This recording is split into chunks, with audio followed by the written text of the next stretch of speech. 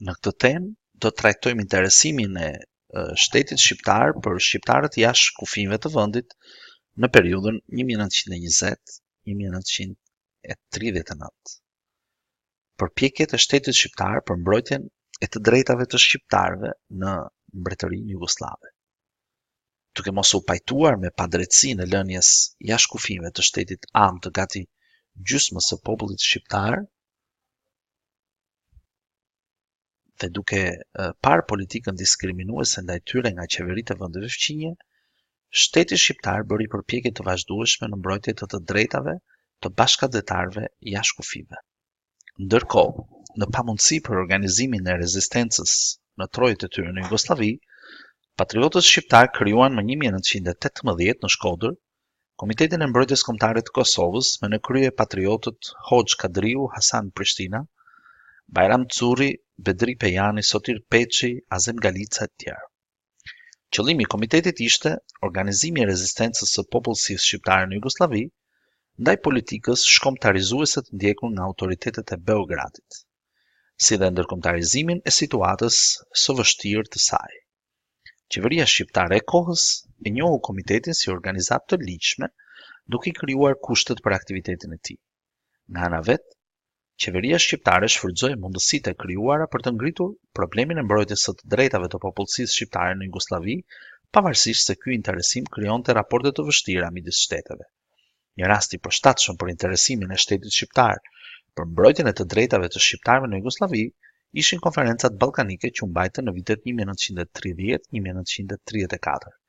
Në të gjitha konferencat ku mori pjesë, delegacioni shqiptar krahas çështjeve që kishin të bënin me bashkëpunimin ballkanik, ngritën edhe problemet që lidheshin me shkeljen e të drejtave të popullsisë shqiptare në Jugosllavi dhe Greqi, bazuar në faktin se nuk mund të kishte një bashkëpunim të sinqert ballkanik kur shkeleshin dhe mohoheshin të drejtat e pakicave kombëtare në shtete të ndryshme. Shteti shqiptar kërkonte që vendet fqinje ku kishte popullsi shqiptare të respektonin të drejtat e saj në bazë të konventave ndërkombëtare, si trajtimi i barabartë me shtetësit e tjerë, paprekshmëria e pronës, e drejta për arsim në gjuhën shqipe, të drejtën e organizimit dhe të drejtën e pjesëmarrjes në administratë. Duke parë politikën e ndjekur nga Beogradi nëpërmjet shpërnguljes së shqiptarëve në Jugosllavi drejt Turqisë me justifikimin se meqense ishin të besimit musliman, ata ishin turq, shteti shqiptar e kundërshtoi këtë shpërngulje si mënyrë për shpopullimin e trojëve shqiptare në Jugosllavi dhe zëvendësimin e tyre me kolonë serb.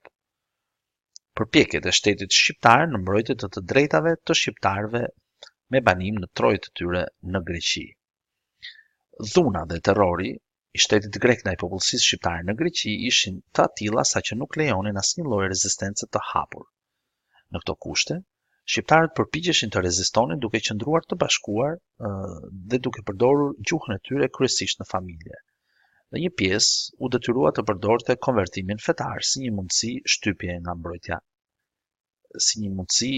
mbrojtje nga shtypja greke. Meqense kushtet në Greqi ishin të vështira, shpresa e popullsisë shqiptare që banonte atje ishin nga atë dhe mend dhe faktori ndërkombëtar. Një moment i rëndësishëm për shqiptarët në Greqi u krijua në vitin 1926 me rastin e nënshkrimit të marrëveshjes midis shtetit shqiptar dhe atij grek për kufijt. Në këtë rast, shqiptarët në Greqi, por dhe ata të buar me forcë kërkuan njohjen e pronave të tyre të shpronësuara dhe të konfiskuara nga qeveritë greke, si dhe dëmshpërblime për dëmet ndaj tyre si mundësi kthimi në trojët e tyre. Çështja e popullsisë shqiptare në Greqi u bë e njohur edhe në lidhjen e kombeve në sajt të përpjekjeve të shtetit shqiptar të kohës dhe përfaqësuesve të shqiptarëve në diasporë. Këto përpjekje bën të mundur organizimin në vitet 1925-1926 nga Këshilli i Lidhjes së Kombeve të ballafaqimeve shqiptaro-greke për të drejtat e popullsisë shqiptare që banonte në Greqi. Në përfundim të ballafaqimeve, Këshilli i Lidhjes së Kombeve, mbi bazën e fakteve dhe dëshmive i kërkoi shtetit grek të njihte shqiptarët që banonin në Greqi si nënshtetas grek, me të gjithë të drejtat respektive si dhe të ndalonte emigrimin e detyruar të tyre drejt Turqisë. Shteti grek nuk i pranoi të rekomandimet të Këshillit të Lidhjes së Kombeve, gjë që detyroi qeverinë shqiptare të kërkonte në kancelarit perëndimore si dhe në lidhjen e kombeve zbatimin e këtyre standardeve. Shteti shqiptar në mbështetje të diasporës. Diaspora shqiptare ishte shpërndarë në shumë vende të Evropës dhe në Shtetet e Bashkuara të Amerikës. Me një traditë gati një shekullore, diaspora shqiptare ishte organizuar dhe mbante lidhje të forta me dheun e saj. Në vazhdon e traditës së kontributit gjatë rilindjes kombëtare shqiptare dhe shpalljes së pavarësisë së Shqipërisë, diaspora shqiptare vijoi të interesohej për zhvillimet në Shqipëri. Është i njohur kontributi i diasporës shqiptare, sidomos asaj të Shteteve të Bashkuara të Amerikës gjatë kohës që zhvillonte punimet Konferenca e Paqes në Versailles, në mbrojtje të pavarësisë dhe kufive të Shqipërisë, sidomos duke ndikuar në qëndrimin e presidentit amerikan Wilson si një nga mbrojtësit e pavarësisë së Shqipërisë. Pranimi i Shqipërisë si antare e lidhjes së kombeve dhe njohja e saj nga shumica e vendeve të botës krijuan një situatë të favorshme dhe për diasporën shqiptare. Hapja e ambasadave dhe konsullatave bëri që një sër vendesh i dha mundësi diasporës të kishte lidhje më të zgjeruara me atë dheun mëm, njëkohësisht të kishte mbrojtje ligjore për probleme nga më të ndryshme në vendet ku ata jetonin.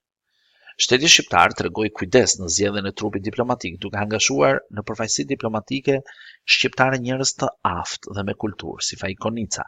Pasi kështu, bëi edhe një prezantim i denjë Shqipërisë përkundrejt propagandës anti-shqiptare, që synonte të denigronte shqiptarët si të paaftë për të krijuar një shtet të kohës. Sigurisht, një pjesë e diasporës së pas vitit 1924 ishte edhe politike, pasi u largua pas shtypjes së rebelimit të qershorit të vitit 1924.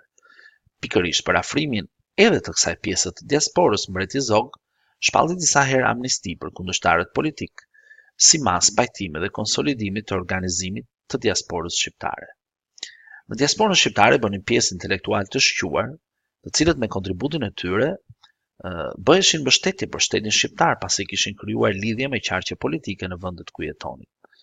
Diaspora shqiptare luante shpesh rolin e diplomacisë në hije dhe njëkohësisht kontribonte për njohjen e Shqipërisë jo vetëm në qarqet politike, por edhe në opinionin publik të vendeve ku jetonin. Diaspora shqiptare luajti një rol të rëndësishëm, sidomos në mbrojtjen e të drejtave të popullsisë shqiptare në Jugosllavi dhe Greqi, pasi ndryshe nga shteti shqiptar që ndiqte më shumë rrugën diplomatike për këtë çështje, ajo kishte mundësi të përdorte forma të ndryshme si peticione, protesta, përdorimin e shtypit, shfrytëzimin e aktiviteteve politike e tjerë. Kjo ishte edhe një nga arsyet që shteti shqiptar tregoi kujdes të veçantë për diasporën shqiptare, edhe duke ushtrirë dorën e pajtimit atyre që nuk ishin dakord me regjimin në Shqipëri, pasi interesat e atdheut të bashkëdhetarëve në vendet fqinje ishin më të rëndësishme se sa dallimet politike.